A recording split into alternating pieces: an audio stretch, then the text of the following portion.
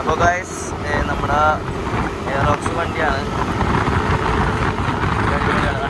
വണ്ടി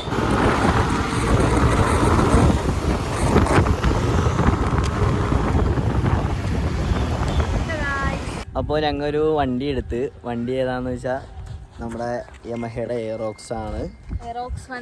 അപ്പോൾ ഞങ്ങൾ ഓണർഷിപ്പ് ഞങ്ങളുടെ റിവ്യൂ പറയണതാണ്. ഞങ്ങൾ ഇത്രയും ദിവസം എടുത്തതിൻ്റെ റിവ്യൂ പറയാൻ വേണ്ടി പോകണേ. സർവീസ് കഴിഞ്ഞു, അത്രയും നാൾ നമ്മൾ യൂസ് ചെയ്തു, പിന്നെയുള്ള റിവ്യൂ നമ്മൾ പറഞ്ഞു. ഓക്കെ, വണ്ടീനെ കുറിച്ച് എങ്ങനെയുണ്ട്, എടുക്കുന്നവർക്ക് എങ്ങനെയായിരിക്കും, നമ്മുടെ യൂസ് എങ്ങനെയാണ്, ഈ പുതിയ ഈ 150y എന്നുള്ളത് എങ്ങനെയുണ്ട് എന്നുള്ളതൊരു അഭിപ്രായമാണ് നമ്മൾ ഈ വീഡിയോയിൽ പറയണത്.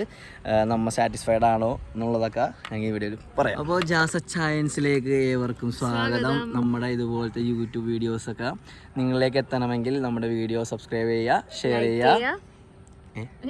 തിരിഞ്ഞു അപ്പൊ എന്തായാലും അടിച്ചു കയറുക. അപ്പൊ ഇതാണ് നമ്മുടെ വണ്ടി, നമ്മുടെ യമഹയുടെ എയറോക്സ് 155 ആണ് വണ്ടി. ഇതൊരു ഇന്ത്യയിലെ ഫസ്റ്റത്തെ ഒരു മാക്സി സ്കൂട്ടർ എന്ന് പറയാം നമുക്കിത്. അതായത് മാക്സി സ്കൂട്ടർ എന്ന് പറയുമ്പോഴേക്കും ഈ പുറത്തുള്ള ആൾക്കാർ നമ്മൾ ട്രിപ്പിനൊക്കെ യൂസ് ചെയ്യില്ലേ, അങ്ങനെ ട്രിപ്പിന് യൂസ് ചെയ്യാൻ പറ്റിയ അല്ലെങ്കിൽ വലിയ എഞ്ചിനുള്ള വണ്ടികളാണ് നമ്മൾ മാക്സി സ്കൂട്ടർ എന്ന് പറയുന്നത്. അപ്പോൾ അതിൽ വരുന്ന ഒരു വണ്ടിയാണ് യമഹ 155 എയറോക്സിൻ്റെ.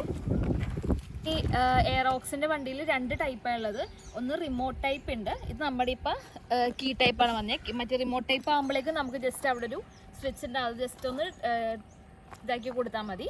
ഇതിപ്പോൾ നമ്മുടെ കീ ടൈപ്പാണ്. പിന്നെ നമ്മുടെ ഇതിൽ തന്നെയാണ് ഈ ഓപ്പൺ എന്ന് പറഞ്ഞാൽ അവിടെ ചെയ്യുമ്പോഴാണ് നമുക്ക് വേണ്ടത്. ഇവിടെ സീറ്റിൻ്റെയും ഫ്യുവലിൻ്റെയും സെപ്പറേറ്റ് സ്വിച്ച് കൊടുത്തിട്ടുണ്ട്. ഈ സീറ്റിൻ്റെ നിൽക്കുമ്പോഴേക്കും ഇവിടെ സീറ്റിൻ്റെ ഓപ്പൺ ആകും.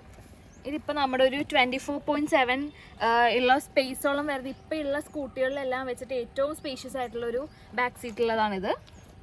ഇത് ഇത്രയും ഉള്ളതുകൊണ്ട് തന്നെ അത്യാവശ്യം ഒരു ഹെൽമെറ്റൊക്കെ നല്ല സുഖമായിട്ട് നമുക്ക് ഇതിൽ വെക്കാൻ പറ്റും. അത്യാവശ്യം സ്പേഷ്യസ് ആയിട്ടുള്ള ഒരു സ്കൂട്ടറാണ്. കണ്ടോ, ഇത് അതിന് ജസ്റ്റ് ലോക്ക് ചെയ്താൽ മതി.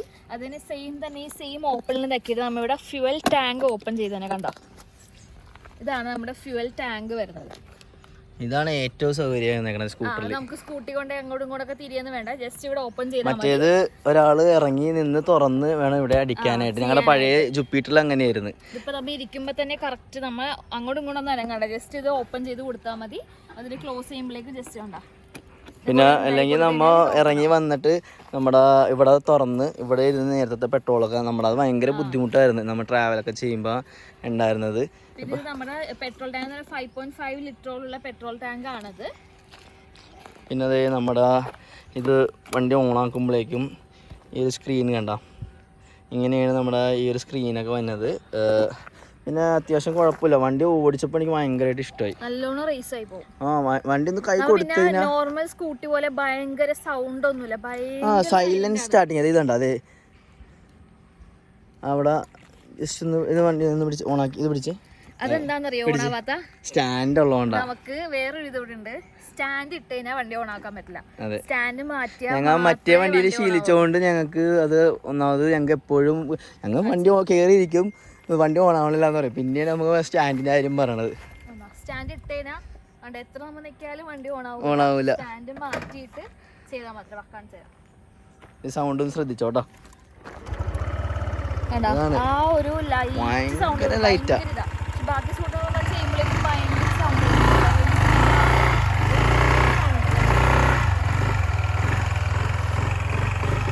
മൊത്തത്തിലൊരു ലുക്ക് ഇതാണ് കാണുന്നത്, കണ്ടോ. ഇപ്പൊ ഇതിന്റെ ടയറിനെ കുറിച്ച് പറയുകയാണെങ്കിൽ എന്താണ് പറയാനുള്ളത്? 14 ഇഞ്ച് വരുന്ന വലിയ ടയേഴ്സ് ആയിട്ട് യൂസ് ചെയ്തേക്കുന്നത്. അതുകൊണ്ട് തന്നെ വണ്ടി കാണാൻ തന്നെ ഭയങ്കര ഭംഗിയാണ്. ടയറിന്റെ ഭംഗി തന്നെ ഒരു പ്രത്യേക ഭംഗിയാണ്. ബാക്കിലെ ടയർ നോക്കി, ബാക്കിലെ ടയർ ഭയങ്കര വലുതല്ലേ, നല്ല ഒരു 14 ഇഞ്ചോളം വരുന്ന ടയേഴ്സാണ് യൂസ് ചെയ്തേക്കണേ. അടിപൊളിയാണ്. ഇതാണ് നമ്മുടെ വണ്ടിയുടെ ലുക്ക്, ഭയങ്കര ലുക്കാണ്. അപ്പോൾ അർസു എങ്ങനെയുണ്ട് വണ്ടി മേടിച്ചിട്ട് എടുത്തിട്ട്? നമ്മൾ ഈ വണ്ടിക്ക് ഫസ്റ്റ് സർവീസിന് മുമ്പ് അധികം സ്പീഡൊന്നും ഇല്ലാതെ മൂന്നാർ വരെ ഞങ്ങൾ പോയി വണ്ടി കൊണ്ട്. അടിപൊളിയാട്ടോ, നല്ല ലോങ് ട്രിപ്പ്. ലോങ് ട്രിപ്പല്ല, long trip. Okay, long trip പോകാൻ വേണ്ടി നല്ല അടിപൊളിയാണ് ഈ വണ്ടി. പിന്നെ ബാക്കിലത്തെ നീ ട്രിക്ക് ചെയ്തവരെ നിൽക്കണേടാ. അപ്പോൾ ഈ വണ്ടിയുടെ എന്താ പറഞ്ഞാൽ എനിക്കൊരു പ്രശ്നമായിട്ട് തോന്നിയെന്ന് വെച്ച് കഴിഞ്ഞാൽ ഈ വണ്ടിയുടെ ബാക്കിൽ ഇരിക്കുന്നവർക്ക് കുറച്ച് ബുദ്ധിമുട്ടാണ്. ചെറുതായിട്ട് നമുക്ക് ഒരുപാട് ഇരുന്ന് കഴിയുമ്പോഴേക്കും ചെറിയ ഇവിടെ ഒരു ഇതിലുള്ളതുകൊണ്ട് ചെറിയൊരു നമുക്ക് കുറേ നേരം ലോങ് യാത്ര ചെയ്യുമ്പോഴേക്കും ബാക്കിൽ ഇരിക്കുന്ന ആൾക്ക് കുറച്ച് കാലുവേദന കുറച്ച് അനുഭവപ്പെടും. പിന്നെ ഞങ്ങൾ അഡ്ജസ്റ്റ് ചെയ്ത് ഇറങ്ങി നിന്ന് അടിപൊളി വണ്ടിയാ, അതിലൊരു ഇതും ഒന്നും പറയാനില്ല. സ്പീഡായിട്ടും എല്ലാം. വണ്ടി ബൈപ്പാസിൽ കയറി കൈ കൊടുത്തതിനൊക്കെ കയറിപ്പോണ നല്ല രസമാണ് വണ്ടി. നമ്മൾ പഴയ വണ്ടി ജുപ്പിറ്റർ ഓടിച്ചുകൊണ്ട് നമുക്ക് അറിയാം, അത് അതിൻ്റേതായ ഫീച്ചേഴ്സൊക്കെ ഉണ്ട്, നല്ല വണ്ടിയാണ്. പക്ഷേ ഇത് ഞങ്ങൾ ആദ്യമായിട്ടാണ് ഇങ്ങനത്തെ ഒരു വണ്ടി എടുക്കുന്നത് തന്നെ. അപ്പോൾ അതിൻ്റെ കളർ കുറേ ഉണ്ടായിട്ടോ, ബ്ലാക്ക്, ഇതുപോലെ തന്നെ ബ്ലാക്ക്, സിൽവർ, പിന്നെ ബ്ലൂ, അങ്ങനത്തെ പല. പക്ഷെ ഞങ്ങൾക്ക് ഇഷ്ടമായി ബ്ലാക്ക് കളർ. ഞങ്ങൾ അവിടെ വന്നപ്പോഴേക്കും വിനായകൻ്റെ വണ്ടിയായിരുന്നു അവിടെ ഇരുന്നത്, അതുകൊണ്ട് ഞങ്ങൾക്ക് വണ്ടി കാണാൻ പറ്റി.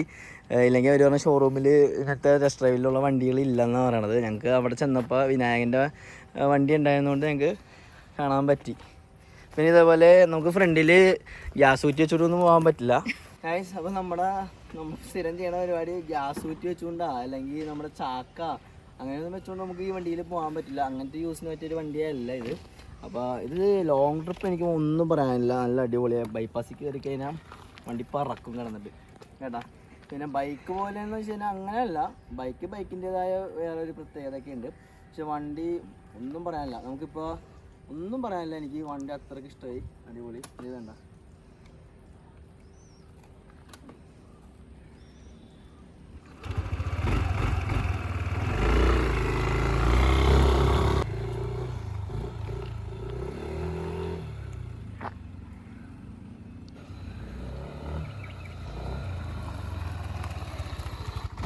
പിന്നെ ഓഫ് റോഡിന് പറ്റിയ വണ്ടിയാണെന്ന് വെച്ചാൽ നമുക്ക് അറിയാൻ പാടില്ല. അങ്ങനത്തെ അതിനെക്കുറിച്ചുള്ള അറിവൊന്നും എനിക്കില്ല. അപ്പോൾ ഇതാണ് നമ്മുടെ വണ്ടിയുടെ ലുക്ക്. പിന്നെ ഈ കാല് വെക്കണ ഭാഗം കണ്ട, കാല് വെക്കണ ഭാഗം അത് ഇങ്ങനെയാണ് വന്നത് സ്പേസ്. നമ്മുടെ മറ്റേ സ്കൂട്ടറിലൊക്കെ പോലെ ഇങ്ങനെ നമുക്ക് ഇങ്ങനെ കയറ്റൊന്നും വെക്കാൻ പറ്റില്ല.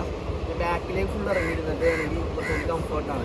ഞാൻ ഇങ്ങനെയാണ് ലോങ് പോയപ്പോൾ ഓടിച്ചതും ചിലപ്പോൾ കുറച്ച് കഴിയുമ്പോൾ കാല് വേദനയൊക്കെ വരും. ചിലപ്പോൾ കാലിൽ നീട്ടുള്ളവരാണെങ്കിൽ ചിലപ്പോൾ തട്ടാനൊക്കെ ചാൻസ് ഉണ്ട്. പോയി എല്ലാ ടെസ്റ്റ് ഡ്രൈവൊക്കെ നോക്കിയിട്ട് വണ്ടി എടുക്കാൻ നോക്കുക.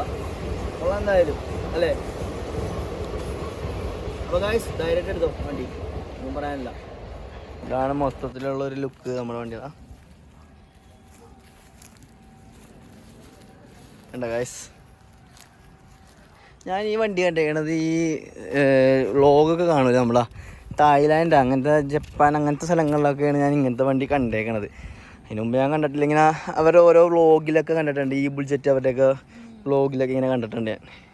അപ്പോൾ വീഡിയോ ഇഷ്ടപ്പെട്ടാൽ മറക്കാതെ ലൈക്ക് ചെയ്യുക, സബ്സ്ക്രൈബ് ചെയ്യുക, ഷെയർ ചെയ്യുക. Okay bye.